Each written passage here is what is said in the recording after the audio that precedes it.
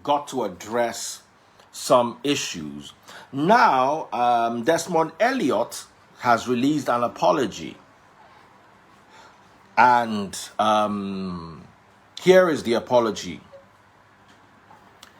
I have read your honest feedbacks and suggestions, and I sincerely apologize for addressing the youth as children. I did not mean to be insensitive with this. It was born out of the magnitude of destruction and looting of businesses I witnessed when I went on a tour of my constituency. I saw women crying and my constituent members distraught as a result of the damages inflicted on their source of livelihood. I was moved by this while giving my submission on the floor of the House. I allowed my emotions to get the better of me, and for this I apologize to everyone my earlier statements may have hurt. Please understand that even the best of us make mistakes. This is why, moving forward, I ask that we try to engage constructively on issues that affect all of us. I promise to do the same. The pain that I feel for my constituents, the calls for assistance that I continue to get, and the need to mitigate against further destruction and violence will continue to drive my engagements and my work. I thank you for expressing your views, and in the future, I promise to be more conscious and aware. Together, we will build a better Nigeria. End. Although I really want to accept this apology, I cannot see it because it's on social media that must be restricted. So I can't see this because remember, we're trying to restrict social media. So here's my message to Desmond. Personally, as a Christian, I forgive you. But how do you expect people to get this message when politicians out there are clamoring for social media to be restricted? So imagine Twitter that used to release this message was now banned. How do you think people are going to see this message? Imagine immediately after you came out and made your statement, the government went ahead and said, you know what, this social media stuff is too much trouble, let's just scrap it. And they just scrap it. So I've not seen yours, because I'm, in my little head, I'm very imaginative. My imagination runs wild. I'm imagining that social media has been scrapped. So I just imagine that I didn't see this your response. So there's so much we need to do. I also saw we're discussing on 99.3 Nigeria Info, Live and Dangerous. That's my show on the radio. We're talking about the other politician that said most people on social media are abusing substances. That's another very sad thing to say. I'm on social media all day. My kids are on social media all day. Taste Buds runs her business on social media, and we don't abuse substances. You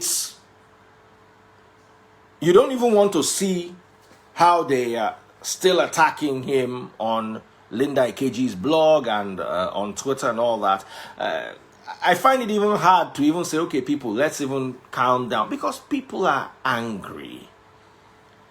These are human beings. People are not happy. People feel that the only it's like the story of David and Bathsheba when the prophet Nathan came to break the news. He said there was a man who had just one lamb, and he raised the lamb like a child. And another man came and took that only one lamb that he had and ate the lamb. Even David provoked. David said, who is that man that is going to look for him? And Nathan said, it's you. You are the man. In this instance, the lamb that the people have is this social media. You coming to take that lamb or suggesting that that lamb be capped is the equivalent of taking the only voice the voiceless have. Because listen, as a young man and a politician who is inside there, if you were our voice, we wouldn't need social media. If our politicians represented us well, we wouldn't need to address issues on social media. So please, our dear brothers and sisters, please, I plead with you. I don't even know how to plead with you. But let's just hear him out. Even though I know, okay, let's just hear him out. Let's imagine it was an honest mistake. Let's imagine it was an honest mistake. He has asked for an apology. He has apologized. Yes, I know right now this is not what you want to hear, but okay, let's hear him out. Desmond, I no go talk for your matter again after today. I no go talk for your matter again. Please, no yarn that kind yarn again. People they vex. Even people I know they see normally for social media, they hear they vex. they provoke. And you guys need to understand that the Nigerian youth, call them any name you want to call them in this life. One thing you can never take away from them is their strength in numbers. And the more you continue to suppress them, the more they continue to get angry. Please, let's make sure our youths are attended to. There's something I said the other day. People attacked me on social media too. I said the best investment is not a house, a car, a business. The best investment is investing in your youth. And some people say, no, car is more important. No. Will you be able to drive the car? Look at, I was driving today from Awoyaya.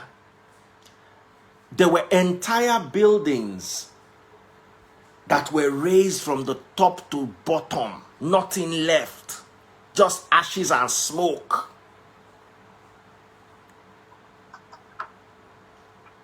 Skechers, Cold Stone ice cream. What did these people do? But you see, once these people are angry, Dangote trucks. As in, they are angry, it's whatever they see. So we need to prevent. And the government cannot just keep pointing fingers at everybody except themselves. It's this person. It's this person. They are always doing bad things. Don't mind the youths. They are not serious people. Who created the lack of seriousness? You see, let me tell you something I learned about Romania. In the 90s, Romania had a very high crime rate and a very high substance abuse problem. But guess what? 10 years later, when the European Union opened its doors to Romania, and then there were now opportunities for work. A few people were able to leave Romania and go to the UK to work, go to Germany to work, go to Hungary to work. And then the few people that were left at home, they were sending money to them, and they were now more gainfully employed. Do you know within 10 years, Cluj-Napoca became one of the safest cities in Europe? The moment there's the opportunity for the youths have energy. If they don't put that energy into factory work, if they don't put that energy into academics, if they don't put that energy into sport, they will bring it and put it into the government too. And since they are not allowed to be part of the government, they will be doing their own government on social media. So you can't have young, energetic youths with this much energy and nothing to do. And you say the idle mind is the workshop of the devil. The idle mind that now has energetic body is not the workshop of the devil. It's the spaceship of the devil. The devil will fly with that kind of idle mind and muscle and energy. So you've got to be extremely careful. And more than anything else, even if the government is not entirely at fault, the government must show sensitivity. I said it in my earlier video. Within 2 days, we're able to know everybody. I saw an article that said all the people that looted have been arrested. And then all of a sudden, the people responsible for Tuesday cannot be arrested. If you can arrest, if you can show us what you did with the looters, let's also see what you did with the shooters. Because let me tell you, I watched some of it. I'm a man of conscience. I watched some of it on DJ. What's that DJ girl's name? DJ Switch. DJ Switch. If nothing, I saw one place when they were using what is it called, to remove bullets. At least I watched that part, and I don't know if DJ Switch is capable of high level what is it called, movie stunt and makeup. I saw that part. I wish I recorded it. I didn't record, but I saw, and I was with taste buds. It wasn't. We were watching. At least we watched 5 to 10 minutes of that video, and I saw them trying to remove what is it called from that guy's leg. I saw it. So even if nobody else, even if it was just that one person, what have you done for him? Who is he? How are you helping him? And everybody just comes out and says, those people are we are sorry about what happened. Hey, but no. People want to see that the same energy you are bringing out. Okay, this social media is bad. So let us also see. You see, you've got to balance it. It's got to be carrot and stick. In Nigeria, all you give us is carrot and bad luck. Carrot and bad, stick and bad luck. No carrot. Even give us small carrot. Let's even say, okay, this is the small carrot they've given us. Let's eat this carrot. And then we'll be able to see clearly. There are many things the government is doing that the people are not seeing. Because they are blinded by anger. And is that anger undeserved? I heard the story of an oil company worker driving Lexus Jeep with his wife. SARS picked them up. How do you explain that? Where do you work? He shows you ID card of multinational oil company. He's with his wife, not with his girlfriend. Not wife. They are both wearing wedding ring. And then you say, because this place, people around here are suspects. How do you suspect someone who works in an oil company and has a wife and they are driving Lexus? I'm just saying, una no dey help una self. If person won't put mouth for una matter, una dey spoil am. This is not 3 boys that were somewhere and you say, okay, these 3 boys, they look like suspects. Man, dress, not boy, man, wife, Lexus Jeep, oil company identity card. And then you still arrest them, say they look like suspects. That means say me no get hope.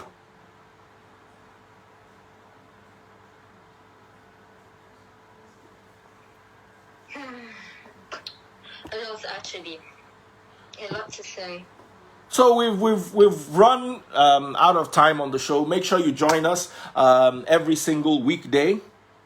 It's except Fridays. It's live and dangerous on 99.3 Nigeria Info. And Ada, permit me before I go.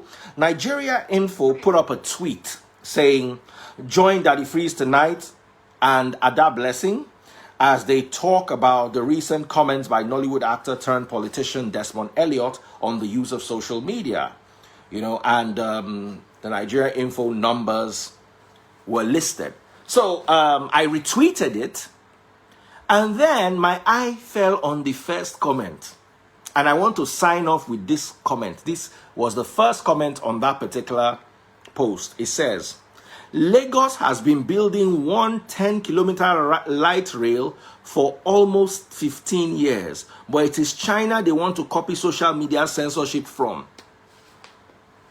I saw that, and Akpa Mijabo, before you copy, my hand fell. Okay. Before you copy social media censorship from China, it's like going to Saudi and saying you want to copy Sharia law. Have you first of all done what the Saudi government does for its citizens?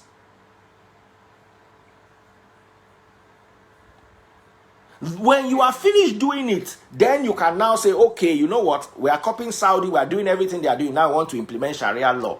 Even the non-Muslims will not complain. They'll say, okay, since we are copying Saudi and he's taking care of all our children, everybody's okay, we can even manage the Sharia law. Say, what's even there in the Sharia law? And the government has tried now. But you just go to that side and pick only one thing and say, this is what we want to do. It doesn't work like that. You can't go to China, the production hub of the world. China has escaped extreme poverty despite the fact that they have more than 1.37 billion citizens. They have escaped extreme poverty. Less than 3% of China's population is in extreme poverty. Go and verify this from worldpoverty.io. We have not copied their escaping from extreme poverty. We have not copied their product. It is how they are censoring social media that we want to now copy. So it's like we're hustling backwards. So here's my take. I love Nigeria. I'm supposed to be a preacher, so I'm supposed to be a man of love, not a man of war. Ada Blessing, if they fight the war, me I no fight war. But I cannot see the truth and not say it. This last volcanic eruption affected all of us. So there's one of my friends that I called one day. I say, Baba, if they call your side, what thing you go do? He said he's going off social media that he can't just be bothered. Anything wants to happen should happen. We got to a low that should not be allowed. We should not allow our minds to get to that low. And our government should love us enough and love themselves enough not to let us get to that low again. Especially when what the people are asking for is basic, give us police that works. Is it not the government's responsibility to give police that works? Simple question, like, stop harassing us. And you see, before this NSAS became NSAS, let's remember that people have been shouting for like 5 years. There was an NSAS movement that, what's this guy's name? Awoshika, Shegalink started. It was bubbling under. Even when I interviewed Showore spoke about it, about the NSAS movement initially. So it's been an issue, and nobody was addressing this issue. It was growing until it became what it became.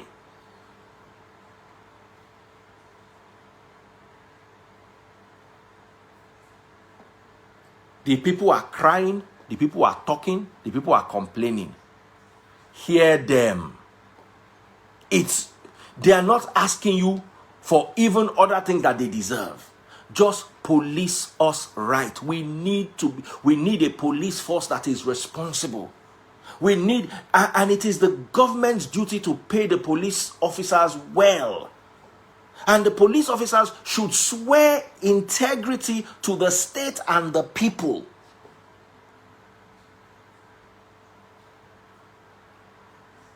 I do not support violence or looting or any of the other things that came with this. I absolutely have zero tolerance for those things. And I would love it if the government hears the people's cry. And those of you that have been picked to represent us as our voices to the government, don't get there and turn to the voices of the government for the government. You are representing us. Speak for us. Thank you so much, everyone. Please, let's all adopt the spirit of forgiveness. The man has apologized. Let's forgive him and move on. And we all pray and hope to see the change. Who agrees that we should forgive? I agree. Ada agrees. Who else agrees that we should forgive? Forgiveness. Where are my Christian brothers and sisters here? At least let me see.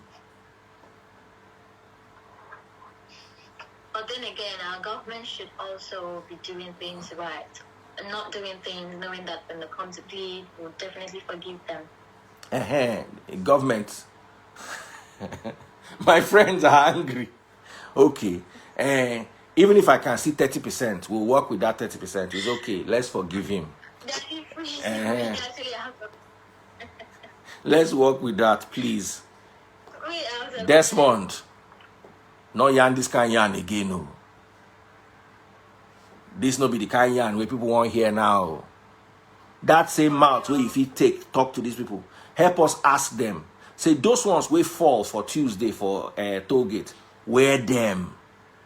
Who sent them? Where them? Those are the kind of things we want here. So God bless you all. See you guys tomorrow. It's already freeze. Tomorrow? Oh yeah. Well, I'll be on social media preaching tomorrow. If social media is not banned before we wake up. At the rate at which we are going, we might sleep and wake up and there won't be social media again. Alright, we'll talk later. Alright, absolutely. Take care, Ada. Okay. Look forward to seeing you next week, Monday. Indeed. Just take care of yourself and enjoy social media while it lasts. Alright, you too. Take good care of yourself and bless you. All right, guys, awesome show it was. Thank you so much. Guys, remember, you need to grab your PVC. It is very important. You cannot vote for Big Brother and sleep during Nigerian election. Then come and shout and be shouting NSAS.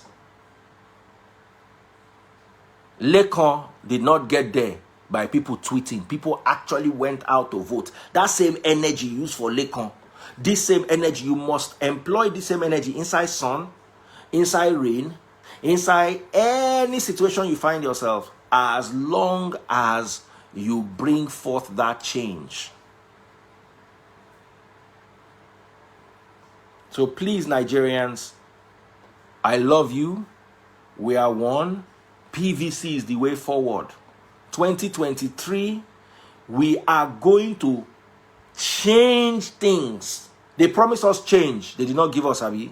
Don't worry, we will change. We will be the ones to implement the change via a voting system. Somebody saying the voting no go count. It go count too. This one, they must count them. But they know now. They must count them. You can't deny the people their rights. You can't. Count the votes. Give the people their mandate. Many of those in power today, that's how they were able to get in power after taking over from the dictatorship of General Sani Abacha. Many of people fought that struggle and are where they are today because of the stand they took back then. Somebody is saying, why wait till 2023? Want the change now? No. Change that you are not planning for now. And everything will become anarchy. 2023 is 3 years away. Sit down. Where are you want the change? Who is your youth leader? Where are your youth leaders? Have you even elected or selected anybody to represent you? Somebody you can trust, somebody whose judgment you believe in? The government did not get there. We want it now, want it now. No. It took them time. You too must be strategic.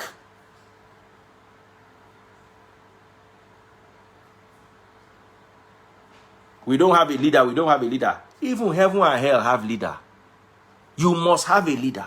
But your leader must have integrity. Your leader must stand for the people, with the people. And we must start raising young leaders.